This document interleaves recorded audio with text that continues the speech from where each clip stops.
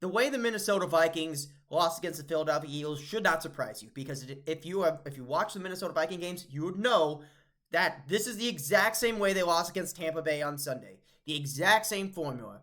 Basically, Kirk Cousins had to be the engine of your offense once again, and he had no rushing game. On Sunday, that was about 70 yards. Today, against the Philadelphia Eagles, prime time, Minnesota rushed for 28 yards. That is ridiculous. Jalen Hurts ran for 35 yards.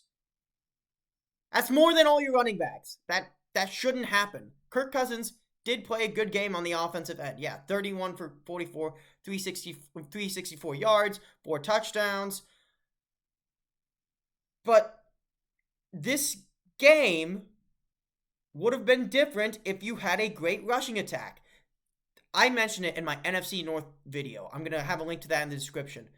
But the notion that running back is not a valuable position should have been disproven this week, but nobody's talking about that. Every team that has had running back drama this offseason paid the price with a loss. Minnesota Vikings are 0-2 now.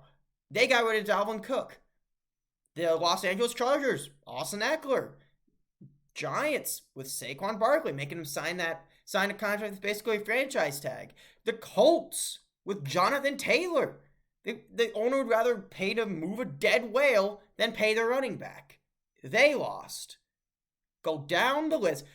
Buffalo Bills.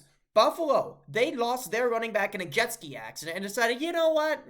Who needs another running back? And Kansas City, the kings of the running back by committee, realized that the moment you don't have the greatest tight end in football, you need a running game. You need a great running back. You need a star here.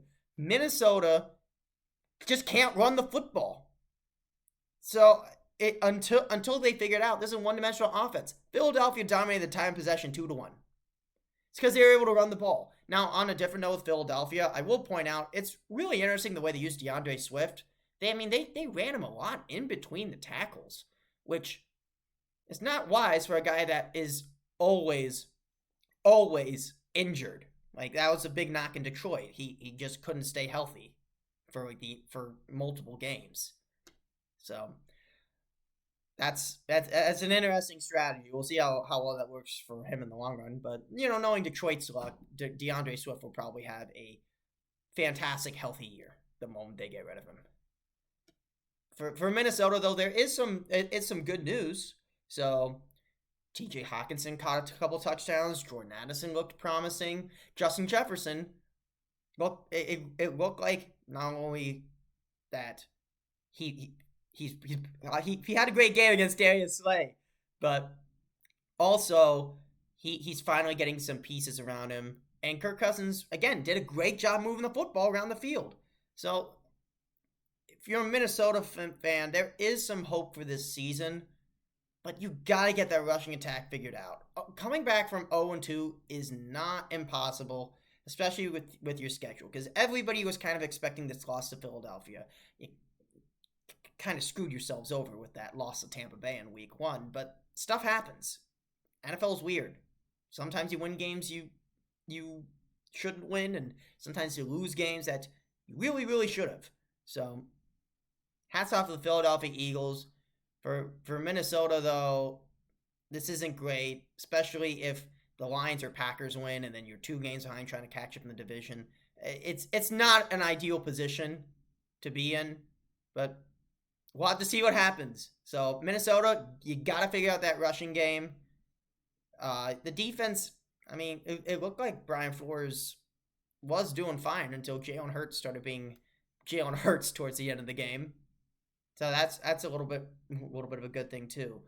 But it's Minnesota has some questions. And if they had a good running game with that performance, they win. And I don't mean just a great running game. I mean any run game at all. Because it was bad today. So yeah, those are the big takeaways from this game. So if they can get a good running attack together, they're going to do great things. If this is the way they want to ride or die, they want it to all be on Kirk Cousins, well, it's going to be a long season. So Thanks for watching this special Thursday night edition of State of the North.